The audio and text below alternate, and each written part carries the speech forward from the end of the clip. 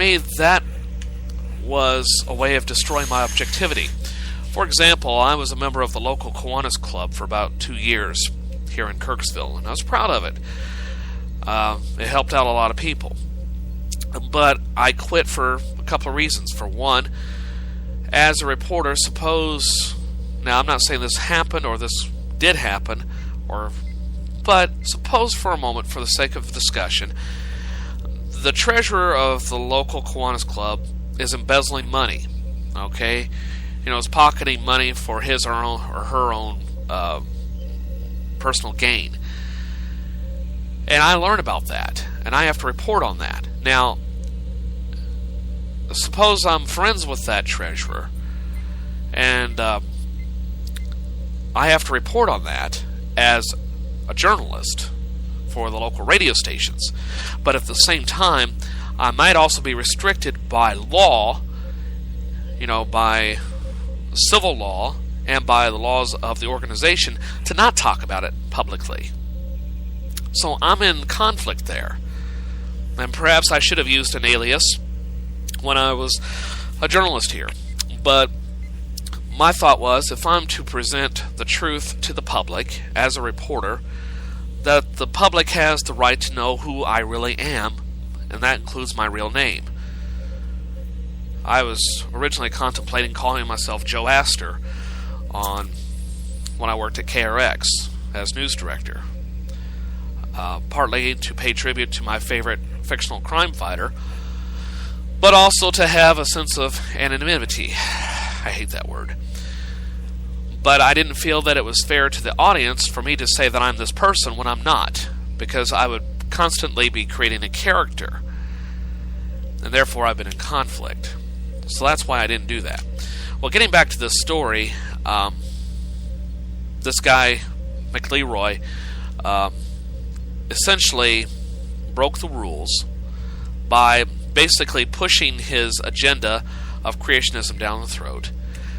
I don't think taxpayer dollars should be going to funding creationism stories in schools, because, how many religions are you going to accept?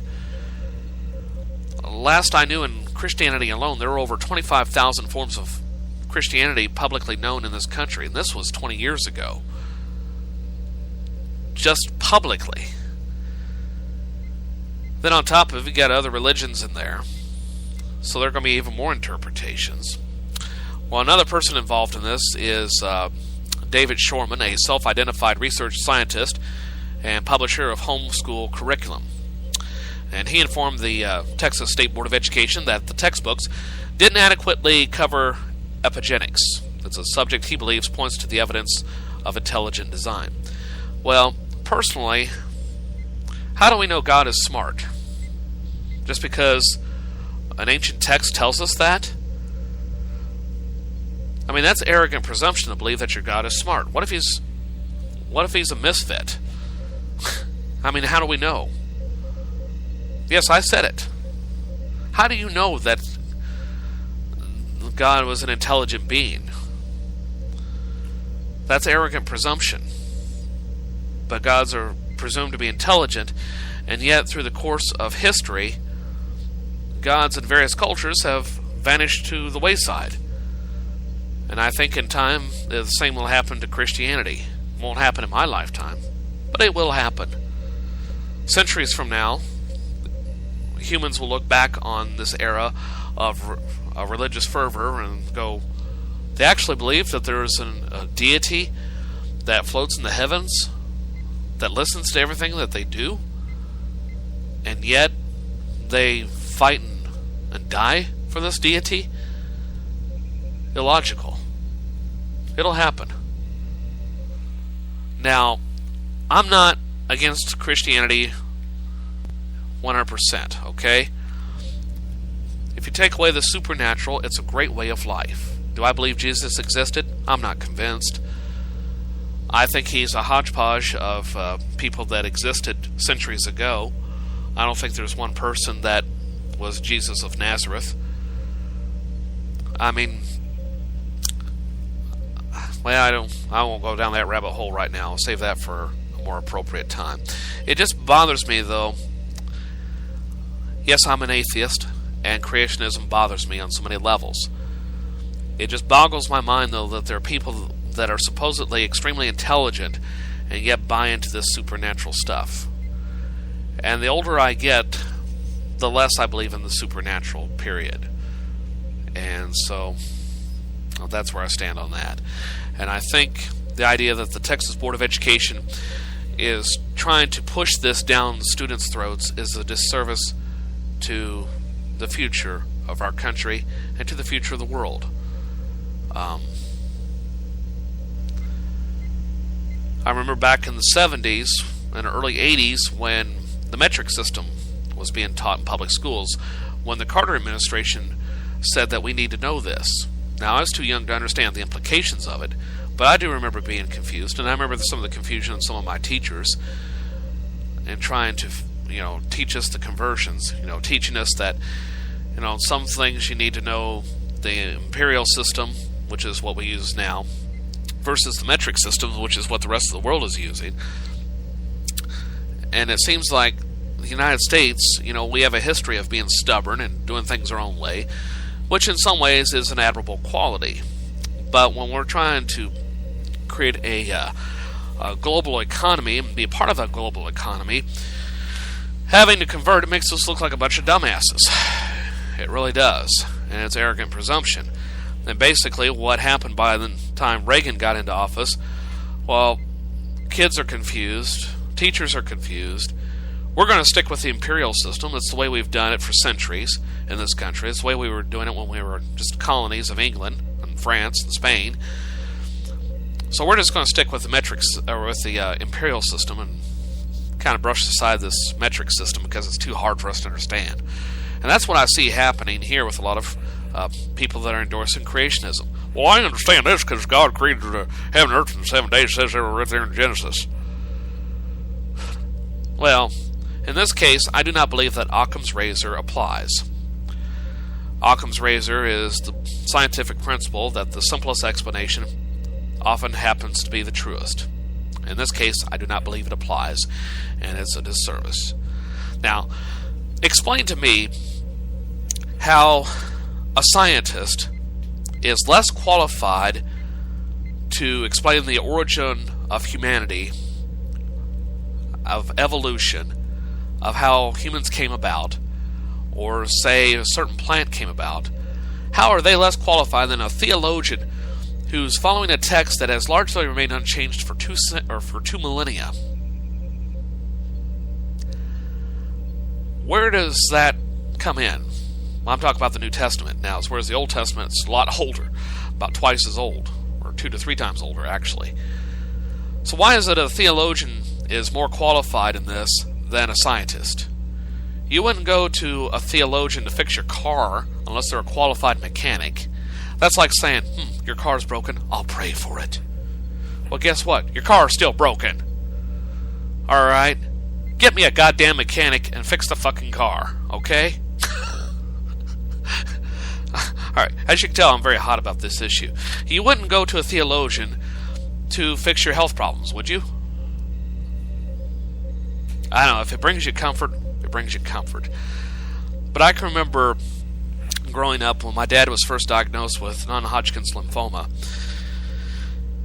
And well-meaning people said they would pray for him. And I thought, well, that's fine and dandy, but you know what? He's still sick. He's still suffering. Even though he never complained about it once, which I find extremely admirable. And that's why I have a hard time even complaining about such minor aches and pains when I'm at work. As a matter of fact, right now, I burned the roof of my mouth, and it feels like I have a sore tooth, which I don't believe it is, but the gum is severely sore. I don't know, I'm just not convinced of the power of prayer. And I'm not convinced that creationism should be taught in public schools. I don't want my tax dollars going to fund it. And I realize that I'm talking about a Texas situation, but this has implications for the entire public school system in all the states in this country. Now, I understand some people homeschool their kids. That's their prerogative. That's their choice. And if I had children, I'd probably homeschool them to a certain degree, too. But I guarantee you, it would not be a religious curriculum, at least to be evangelizing them. I'm qualified. I'm more than qualified. I have a degree in religious science, or in religious studies. But the older I get, the more I realize that while religion plays a big role in our lives, it's also a big hindrance. And there's the conflict. Now, I know some people are saying, well, I want my tax dollars going to fund this creationism. Well, I don't. I don't think it's appropriate. Because why is your religion more valid than mine? So let's just not push it in schools. Because how do you know if the teacher that is teaching your kids is on the same page as you are in terms of religion? You know, to bring up an old conflict, supposing, my kids would, suppose I had kids that were Methodist, but their teacher is Baptist. There's a difference of interpretation there alone, and we're both Protestants. So I have a problem with teaching creationism as being valid. I don't think it should be given that kind of validity in public schools. But then I don't have kids in school. Chances are, the way my love life is going, I won't have to worry about that. But save that for another story, for another day. Another story I wanted to bring up is from the state of Georgia. And something that I read yesterday is really bugging the hell out of me even today.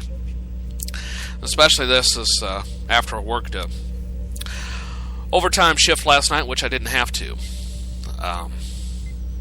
Representative Phil Gingrey says he's unhappy with his six-figure congressional salary. Yeah, as a Republican from Georgia, and supposedly his latest personal finance disclosure forms show his net worth to be at least $3 million. But he said he has little sympathy for lawmakers and even less for staff. Well, Capitol Hill aides, he said, maybe 33 years old now, but they'll be not making a lot of money, but in a few years that could change as they head up to K Street, which is D.C. lingo shorthand for becoming a lobbyist, where they make at least $500,000 a year. Meanwhile, I'm stuck here making $172,000 a year. Stuck? 172 grand? Well, where I come from, that's nothing to sneeze at. If you're making that kind of money, you're doing pretty damned good. It would take me years to make that kind of money based on my current job. I guess there are people that will always feel that no matter how much they make, it's never enough. And to a certain extent, maybe that is. But if you're living on the high side of the hog, I don't think you have the right to complain, especially when there are people in this country that are living from paycheck to paycheck like yours truly. And I think it's damn pathetic that you're saying that. For one thing, you're supposed to be a representative for the people of your state. Now, I'm not sure if he's I'm not sure if he's a congressman or if he's just a House of Representatives. Given that kind of salary, I would say he's probably a congressman. But if you're more focused on your salary than you are about serving the needs of your people and the will of your people, then the political arena is not for you. I don't know, it just really irritates me, though, that someone would say that. Of course, this guy's had a history of saying stupid things, like he agreed with Missouri State Representative Todd Aiken. Remember when Aiken last year said that there's a such thing as legitimate rape? Rape is rape. Period.